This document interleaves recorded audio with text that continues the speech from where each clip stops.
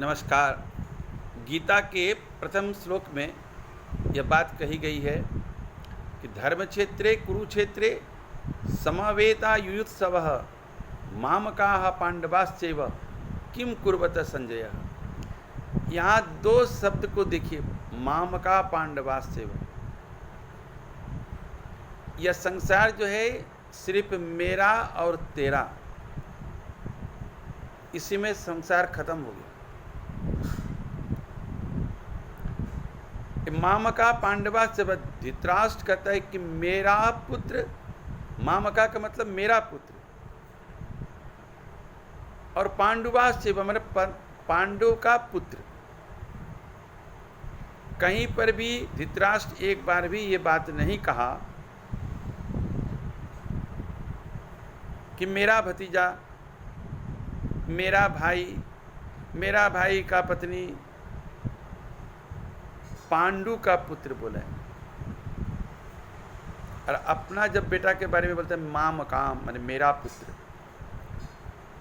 ये मेरा और तेरा या मैं और मेरा, ये जो दो शब्द है ना, इसका जो बेरा है इसी में सबको घेरा। और यहीं से ये मैं और मेरा, ये दो शब्द एक ऐसा शब्द है जो अहंकार का सृष्टि करता है, अहंकार को जन्म देता है। अहंकार यहीं से पनपता है। और मजे की बात देखिए कि गीता के प्रथम श्लोक में ही ये बात बोला है। शुरू में ही मेरा तेरा धृतराष्ट्र ने बोला, और अंत में जाकर के सब स्वाहा हो गया, सब चला गया, मार काट युद्ध में बदल दिया। यही अहंकार सभी जगह, हमारे उपनिषद में भी ये बात बोला है। इति इति और नेति नेति दो शब्द है, इति इति और नेति नेति। इति का मतलब यह मतलब यह मेरा बोलो हरदम। नेति नेति मतलब यह मेरा नहीं है, यह नहीं चाहिए। ऐसी भावना कम से कम अंदर से होना चाहिए। संसार में जीने के लिए, खुश रहने के लिए हरदम बोलो नेति नेति। यह मेरा नहीं है, यह मुझे नहीं चाहिए, इसकी मुझे कोई आवश्यकता नहीं है। ऐसा कम से कम मनोभाव तो रखो।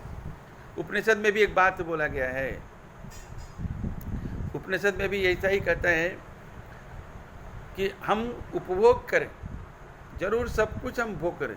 तेन त्यक्तेन भुंजिता, सब कुछ भोग करो लेकिन त्याग की भावना से। कम भावना तो आने दो अंदर में।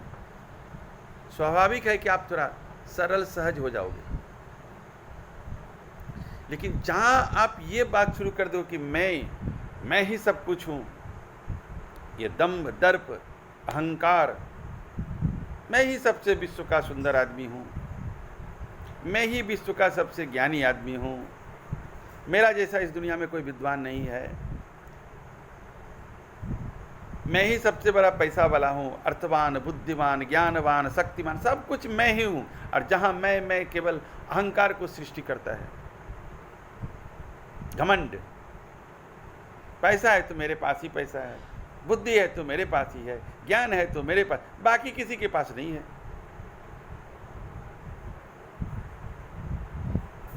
लेकिन इस तरह का अगर अहंकार पनपता है ना, तो मैं कहता हूँ कि एक बार स्मशान का चक्कर लगाओ, मरघट का चक्कर लगाओ, वहाँ देखो आप जाकर के आपका अहंकार खत्म हो जाएगा। आपसे ज़्यादा ज्ञानवान, बुद्धिवान सब एक मुट्ठी राख में बदल गया। आपसे ज़्यादा पढ़ा लिखा विद्वान, आपसे जैसा शक्तिमान। इस जीवन का वैल्यू को समझो। अगर इसका वैल्यू को आप देखोगे ना, तो इस जीवन का वैल्यू सिर्फ आपका एक मुट्ठी राख है। आपका जैसे कितने अहंकार, अर्थवान, शक्तिवान, विद्वान सब एक मुट्ठी राख में तब्दील होकर के स्मशान में पड़ा हुआ है। और मैं कहता हूँ कि मरघट गांव के बाहर में नहीं होना चाहिए, गांव के बीच में होना चाहिए, ताकि लोग एक बार देखें, प्रत्येक दिन आते जाते एक बार दर्शन पड़ जाए कि इस मनुष्य जीवन का क्या वैल्यू है। चिता में जल रहा है सब कुछ, समाप्त। चाहे वो राजा हो, चाहे वो फकीर हो, सबका एक ही बिछावन, एक ही व्यवस्था। ईश्वर के पास सबका समान है, सबको ही समान। किसी गरीब को देख करके अपने आप को पैसा वाला मान लेना, किसी कुरूप को देखकर अपने आप को सुंदर मान लेना, किसी मूर्ख के आगे अपने आप को विद्वान मान लेना, ये सब अहंकार को सृष्टि करता है। अहंकार को त्यागो। कितने लोग आए और गए, यह संसार तो सिर्फ एक प्लेटफॉर्म है जहां भीड़ बहुत है, लेकिन कोई किसी को पहचानता नहीं। किस चीज का अहंकार, क्यों इतना घमंड?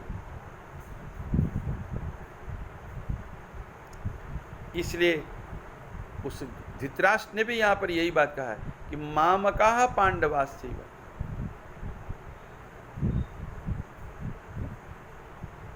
उसका तो, धृतराष्ट्र का तो ऐसे कोई काम नहीं था ना, क्योंकि वो तो अंधे थे, खाना पीना खाना और बैठे रहना,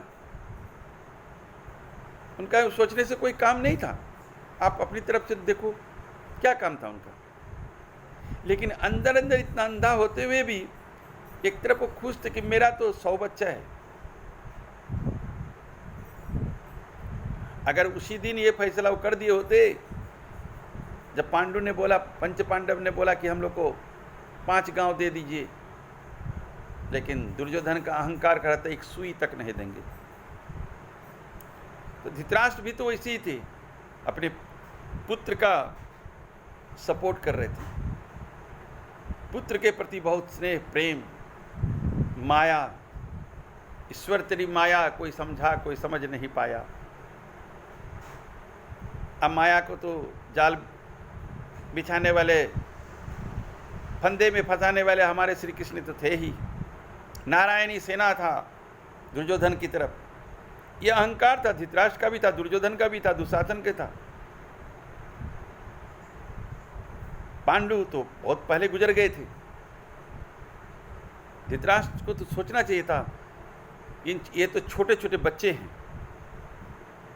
एक गार्जियन के नाते क्या होना चाहिए धृतराष्ट्र का रोल, लेकिन नहीं। पुत्र के माया मोह में पड़ करके सोचा कि पंच पांडव को खत्म कर देंगे। इसलिए कभी भी संसार में घर भी इस तरह से ही बिगड़ जाता है। मैं ही कमाता हूँ तो छोटा छोटा भाई खाता है, मैं ही, घर की बड़ी भाभी भी ऐसा ही सोचती है, मैं ही कमाती, मैं ही सब कुछ करता हूँ, देवरानी सब कुछ नहीं करती है, सब कुछ मैं ही, मेरा बेटा सुंदर है, मेरा बेटा सुंदर है, मेरा बेटी सुंदरी है, मेरे पास पैसा है, मेरे पास जेवर है, सब कुछ केवल मेरा मेरा मैं, मेरा में खत्म हो गया यह संसार। इसलिए इस मैं मेरा का बेरा तोड़ो और कहो सब कुछ तेरा तेरा, ये शब्द निकालो। देखो आपको अंदर से भी एक सुकून, चैन, अमन आएगी। आप अंदर से भी बहुत आनंदित रहोगे, खुश रहोगे। जीवन जीना एक कला है, इसको सीखना है। मैंने बहुत लोगों को देखा, बहुत पैसा है, लेकिन बहुत कुंठा से भरा हुआ जीवन है। मैं इस 2 शब्द को बहुत ध्यान से देखा कि मामका पांडवास्यव, ये क्या बोला यहाँ पर। मैंने पकड़ा इस बात को कि धृतराष्ट्र जो आज जो युद्ध हुआ कुरुक्षेत्र में, इसका रीजन ही था यही, शुरुआत में ही बोला है मामकाम पांडवास्यव, मेरा पुत्र और पांडु का पुत्र। ये नहीं कहा कि मेरा भतीजा, मेरा भाई। अपनापन होना चाहिए अंदर से, एक अपनाओ, किसी को अपनाओ। क्या करोगे इस जीवन में? दूसरे के उपकार के लिए तो जीवन होना चाहिए।